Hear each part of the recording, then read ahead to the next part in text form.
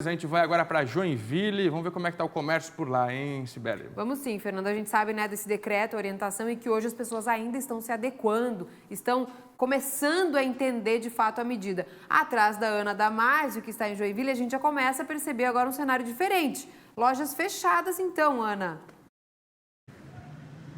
É isso mesmo, Sibeli. Depois de que a gente conversou com vocês ali no centro da cidade, voltamos aqui para o centro, onde muitos comércios já fecharam as portas. A gente percebe aqui, ó, muito comércio já fechado. Tem algumas empresas ainda abertas. O bacana é que a gente consegue ver placas também nos estabelecimentos dizendo que as pessoas que precisam pagar carnê de parcelas de crediário próprio terem um prazo de 30 dias, né? Está escrito aqui, ó, um prazo de 30 dias para pagar esse carnê próprio. Está reforçando que o sistema de entrega de produtos continua, ou seja, todo o sistema delivery de entrega de produtos continua funcionando aqui em Joinville, porém o comércio está fechado. A gente falou hoje também com o presidente do Sindicato de Bares e Restaurantes que a orientação para todos os bares e restaurantes é que fechem ainda hoje todos os estabelecimentos. Amanhã, todos os comércios fechados em Joinville, todas as lojas que não são serviços essenciais estarão fechados. Lembrando que serviços essenciais a gente fala aí de supermercados, farmácias, postos de saúde, hospitais,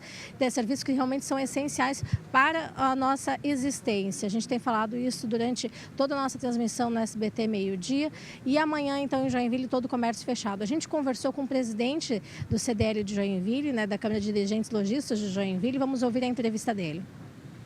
Olá, bom dia a todos. A CDL de Joinville, mais uma vez, cumprindo a sua obrigação, tem procurado informar os seus associados, lojistas e a comunidade em geral do comércio, para que não nos resta outra alternativa a não ser cumprir o decreto do governador, mantendo o comércio fechado por 7 dias.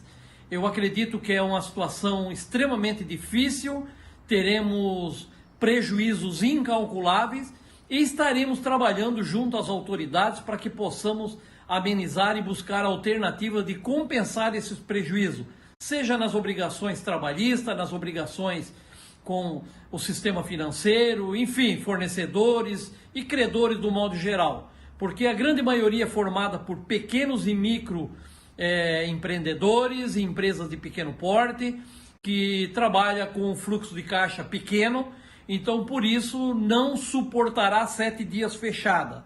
Então estamos aí buscando alternativa para amenizar essa questão. Mas neste momento não nos resta outra alternativa a não ser cumprir o decreto. E a CDL está aí à disposição para esclarecer dúvidas dos associados e buscar alternativas.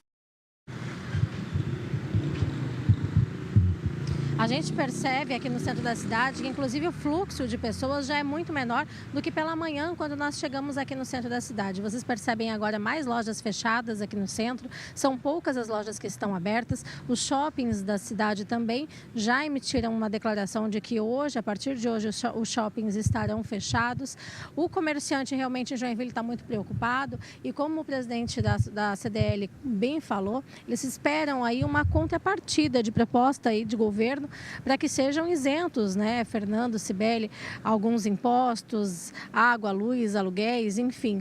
Eles estão esperando essa contrapartida do governo ainda. Comércio em Joinville fechado a partir de amanhã, as pessoas realmente muito preocupadas. Vale salientar que as pessoas que têm o serviço de teleentrega, esse serviço vai continuar sendo feito, vai poder continuar sendo feito, porém amanhã todo o comércio fechado, polícia na rua hoje orientando, e a partir de amanhã as pessoas poderão ser autuadas e até presas. Esse hoje, né, o cenário aqui em Joinville. A gente começa a perceber poucas pessoas andando na rua. Como vocês podem ver, olha, de manhã tinha muita gente, um fluxo muito grande de pessoas. É engraçado que quando a gente chegou pelo centro, as pessoas estão preocupadas, né? A gente liga a câmera, vem se posicionar aqui no centro da cidade, as pessoas vêm perguntar, muita gente sai das lojas, os colaboradores estão preocupados em como vão fazer, né, para ir para casa, enfim, amanhã.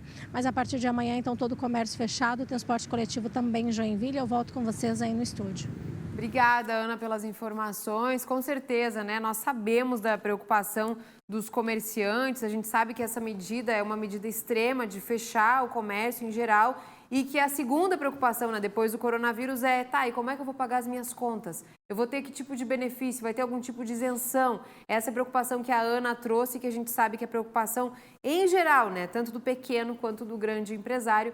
E logo em seguida, logo mais, a gente deve ter novidades em relação a isso, né, Fernando? Isso é esperado, que se tenha, então, um retorno aí a respeito dos impostos e também até dos juros, né, do pagamento de contas. Como é que vai ficar a partir de agora? Provavelmente medidas que já estão sendo adotadas pela economia brasileira, por exemplo, vão oferecer, né, facilidades para o pagamento de impostos, principalmente para aqueles pequenos empresários, para depois se levantar da crise. Inclusive, já que a gente está falando em comércio, vendas, a gente está acompanhando uma grande mobilização justamente para contribuir com as pequenas empresas, aquele microempreendedor, o médio empreendedor. Por isso estamos recebendo aqui o Paulo Felipe, ele que é assessor de investimentos, especialista em finanças, que está acompanhando também, está de cabelo em pé já, Paulo Felipe, com a crise econômica, trabalha na Bolsa de Valores.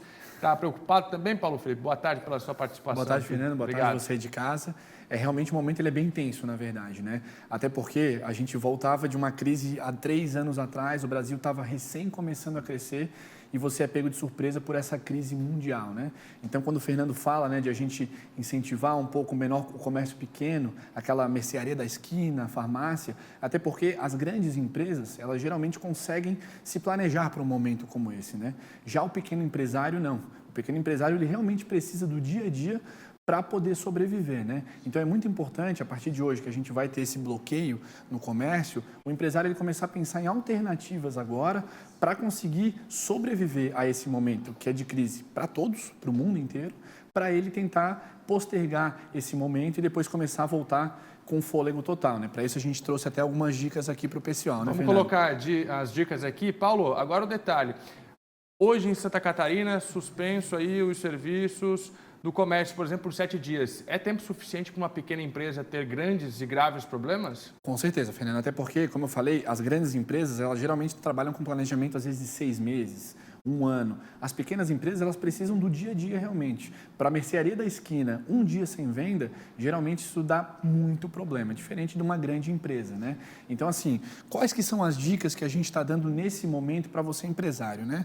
Primeiro, cancela todos os investimentos que você estava planejando. Estava pensando em mudar de loja, está pensando em contratar mais um funcionário, crescer um pouquinho?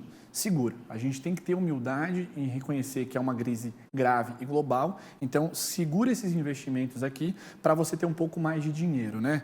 Essa parte é muito importante. Eu acho que como esse momento está todo mundo se ajudando, vai ser fácil, que é renegociar com fornecedores.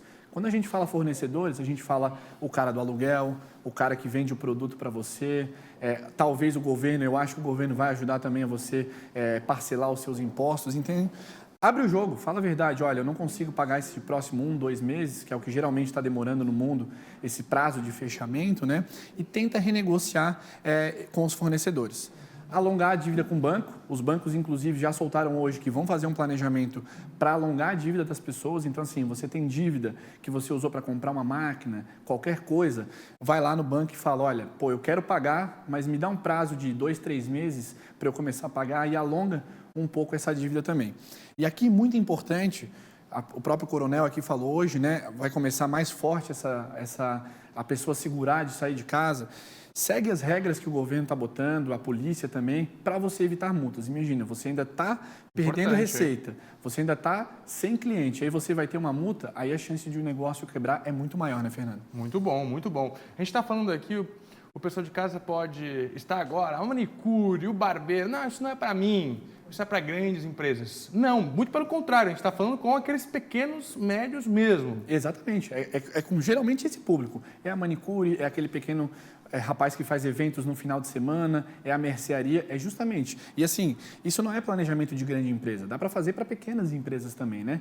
Então você conversa com aquela sua funcionária, às vezes ela vai querer entrar em férias, consegue segurar um pouco o pagamento também. Então isso é para você, pequeno e médio, não só para grandes empresas, Fernando.